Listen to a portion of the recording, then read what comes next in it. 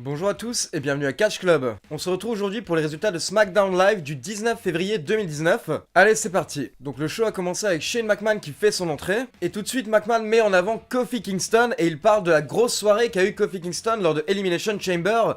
Kofi qui a encore une fois impressionné tout le monde, que ce soit les fans, les catcheurs, les officiels. Vraiment actuellement Kofi est sur la meilleure lancée de sa carrière potentiellement. Et donc Shane annonce que ce soir on aura le droit à un main event 3 contre 3 entre Kofi Kingston, AJ Styles et Jeff Hardy contre Samoa Joe, Daniel Bryan et Randy Orton. Et Shane ajoute qu'également plus tard dans la soirée on saura qui affrontera Daniel Bryan pour le titre WWE à Fastlane. Ensuite il a parlé des 4 lutteurs NXT qui ont fait leur début à Raw, donc Tommaso Ciampa, Johnny Gargano, Aleister Black et Ricochet, et il a dit que ces 4 lutteurs ont tellement impressionné qu'ils ont été invités à également lutter ce soir à SmackDown. Mais à ce moment-là, en fait, il a été interrompu par The Miz. Et donc The Miz s'excuse d'avoir interrompu Shane McMahon, mais il dit que ça fait 2 jours qu'il n'arrive pas à dormir, et il dit qu'il a quelque chose sur le cœur et qu'il veut en parler maintenant. Et donc Miz entre dans le ring et il dit que c'est lui qui a perdu les titres dimanche soir à Elimination Chamber. Et il dit qu'il s'en veut car Shane avait parié sur lui malgré la mauvaise réputation de The Miz. Puis Miz avoue qu'en fait il a utilisé Shane McMahon en essayant de profiter des relations tendues qu'ils ont tous les deux avec leur père. Miz parle du moment où Shane McMahon avait ramené le père de Miz dans le ring, et le père du Miz lui avait dit qu'il était fier de lui et qu'il l'aimait pour la première fois. Miz dit donc que c'était une des premières fois qu'il entendait ça, et c'était un des plus beaux moments de sa vie, donc il remercie Shane.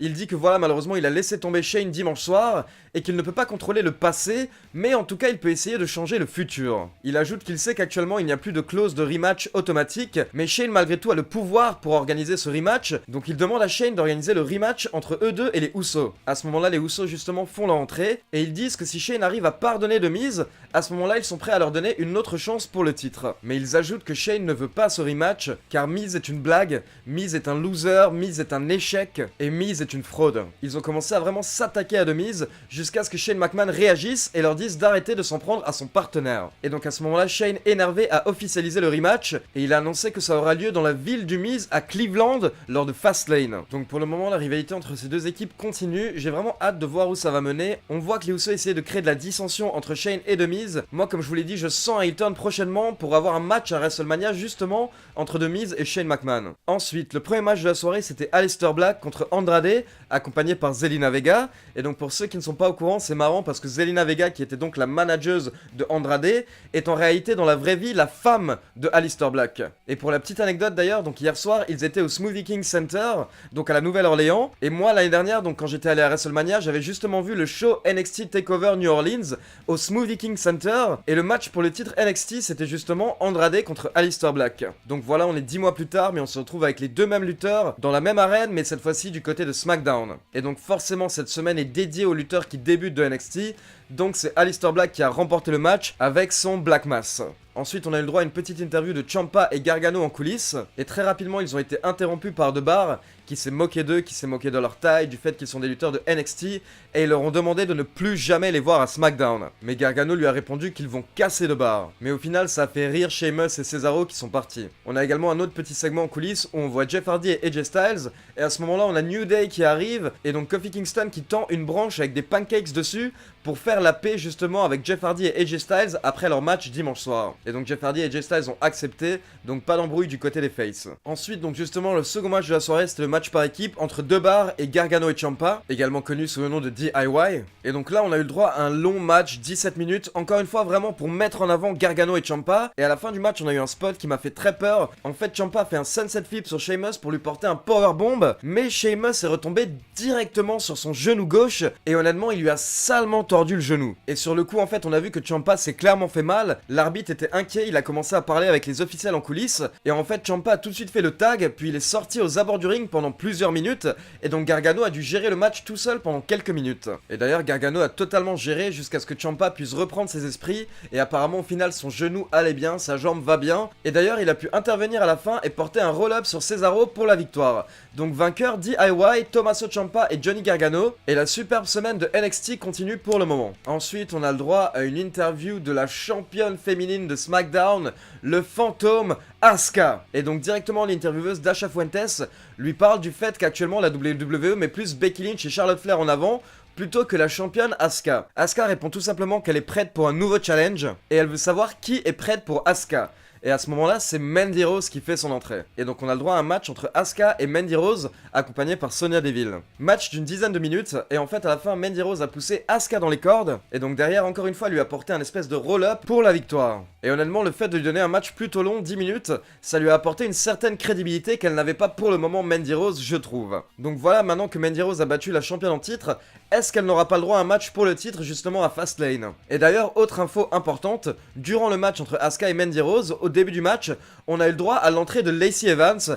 Encore une fois, comme à Raw, comme à Elimination Chamber, Lacey Evans a fait son entrée, elle est arrivée jusqu'aux abords du ring, puis elle a fait demi-tour et elle est repartie. Donc comme je vous en avais parlé, la WWE prépare un gros push pour elle, et potentiellement elle pourrait être l'adversaire de Asuka à WrestleMania 35. Il y a des rumeurs en tout cas sur le sujet, donc peut-être que c'est pour ça que hier on l'a vu débarquer pendant le match. Ensuite en coulisses on a eu le droit à une petite interview de Charlotte Flair, qui nous montre les différents bleus qu'elle a eu suite à l'attaque de Becky Lynch dimanche soir, et les gars si vous voyez les images, c'est vraiment ces vrais bleus. C'est ce qu'elle a eu suite à l'attaque. Comme dit, Becky Lynch a vraiment été très stiff pour le coup. Et voilà, en gros, elle s'est vantée en disant que le match main event de WrestleMania 35 sera Charlotte Flair contre Ronda Rousey, et que maintenant, de toute manière, on ne verra plus Becky Lynch car elle est suspendue, et si jamais elle intervient, elle sera attaquée en justice par la WWE. En parlant de fantômes, justement, le quatrième match de la soirée, c'est Ricochet contre le leader de Sanity, Eric Young. Donc voilà, encore une fois, ça faisait des semaines qu'on n'avait pas vu Sanity, donc là on voit les trois membres, Eric Young, Killian Dane et Alexander Wolf. D'ailleurs, justement, les deux autres membres de Sanity ont pas mal essayé d'intervenir durant le match, mais au final, comme à Raw, Ricochet s'en est sorti avec son finisher pour la victoire. Donc vainqueur, Ricochet. Ensuite, on a droit à une interview en coulisses de New Day, où justement Xavier Woods et Big E mettent en avant Kofi Kingston, en disant en fait que tout ce qui se passe avec Kofi actuellement, ça ne date pas d'il y a une semaine ou deux, mais c'est 11 ans de travail en fait qui sont en train d'être récompensés. Et donc ils parlent du hashtag et du mouvement qu'ils ont lancé ces derniers jours, Kofi Mania, et justement Kofi dit que tout ça n'aurait pas été possible sans Big E et Xavier Woods, parce que c'est eux qui l'ont motivé pour ces matchs. Kingston termine en disant qu'il les aime tous les deux, et à ce moment-là, Big E prend le micro pour faire justement l'intro des New Day, et donc on passe au main event de SmackDown. À ce moment-là, donc les 6 catcheurs font leur entrée pour le main event.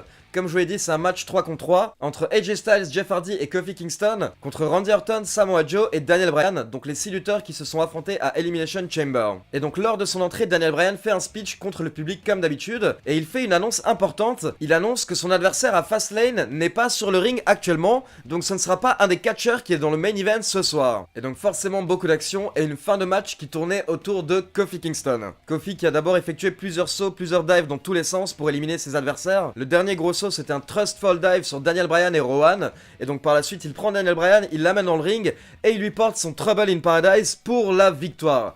Donc vainqueur Kofi Kingston, Jeff Hardy et AJ Styles, mais surtout en fait c'est Kofi Kingston qui encore une fois fait le tomber sur le champion en titre. Et donc après le match justement on a Shane McMahon qui fait son entrée, et donc il annonce que l'adversaire de Daniel Bryan à Fastlane pour le titre WWE sera Kofi Kingston. Donc forcément, malgré ce qu'avait dit Daniel Bryan plus tôt, c'était une blague en fait, c'était pour garder la surprise. Et donc c'est Kofi Kingston qui va affronter Daniel Bryan à Fastlane. Et personnellement, je vais en parler très rapidement en fait, juste pour dire à quel point c'est génial. Parce que c'est ça en fait la magie du catch, vous voyez ce que je veux dire?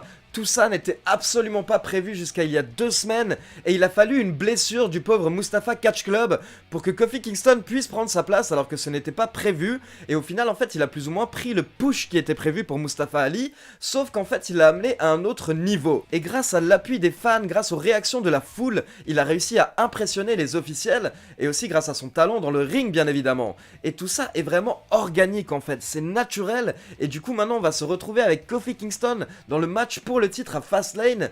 Et honnêtement, d'ailleurs je vous en avais parlé dans ma review de Elimination Chamber, moi je vous l'avais dit que j'étais persuadé que Kofi Kingston avait marqué des points auprès des officiels et qu'il allait avoir le titre cette année, mais je m'imaginais plutôt après WrestleMania. Mais en fait la foule est tellement derrière lui que honnêtement maintenant ce que je souhaite voir personnellement c'est Kofi Kingston dans le match pour le titre à WrestleMania 35 et Kofi Kingston qui gagne le championnat de la WWE. Personnellement je ne sais pas ce que vous en pensez, mais pour moi maintenant c'est clair et net. Je veux dire, quand c'est organique comme ça, quand ça vient vraiment des fans, il faut suivre les fans, il faut pusher le catcheur.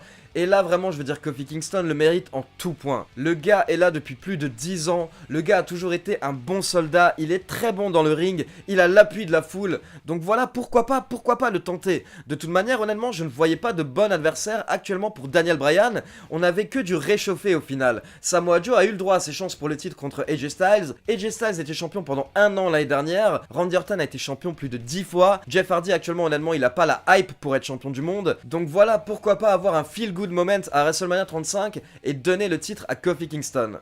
Donc voilà, personnellement je suis content de son match à Fastlane, mais je pense qu'il va perdre à Fastlane et j'espère qu'on aura un match retour à WrestleMania et que cette fois-ci il gagnera le titre. Et à côté de ça, j'aimerais juste parler d'une autre chose, moi qui commence vraiment à m'inquiéter, un petit message par rapport au fait que la WWE a trop de catcheurs actuellement.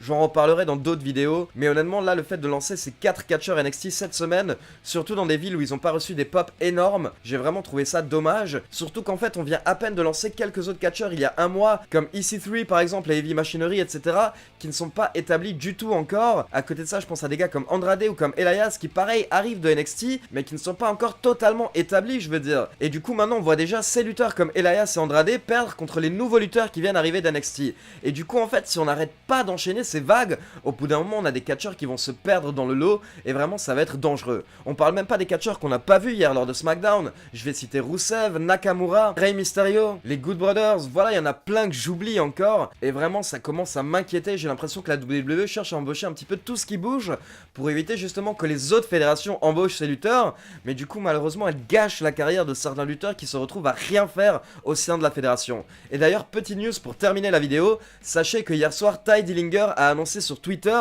que lors des enregistrements de SmackDown, il a demandé à être libéré de son contrat auprès des officiels de la WWE. Donc on ne sait pas pour le moment si les officiels ont accepté, mais en tout cas Tye Dillinger en a parlé lui-même sur Twitter, il a bien confirmé que c'est vrai, il a demandé à être libéré. Pour moi, les débuts de Gargano, Ciampa, Black et Ricochet auraient dû avoir plus d'impact en fait cette semaine. Donc voilà, n'hésitez pas à me dire ce que vous en pensez dans les commentaires. Et pour info au niveau du programme lors des prochaines journées, en fait donc d'abord jeudi ou vendredi je vais vous poster la première conférence de Kevin Nash qui a eu lieu lors de Paris Manga. Donc c'est des conférences questions-réponses avec les fans et on apprend plein de choses sur la carrière de Kevin Nash. Les conférences durent autour de 30 minutes, j'en ai 2 à poster parce qu'il y en a eu une samedi et une dimanche. Donc je pense que dès demain je vous posterai la première, puis vendredi je vous posterai la seconde et ce week-end je vous posterai mon interview en tête-à-tête avec Kevin Nash. Puis voilà, c'est ma première interview avec un grand catcheur américain, donc j'espère qu'elle va vous plaire. Donc comme d'habitude, n'oubliez pas de liker la vidéo, de vous abonner à la chaîne et de cliquer sur la petite cloche pour être informé de la sortie de toutes ces vidéos. On se retrouve donc dès demain pour la première conférence de Kevin Nash. Ciao tout le monde!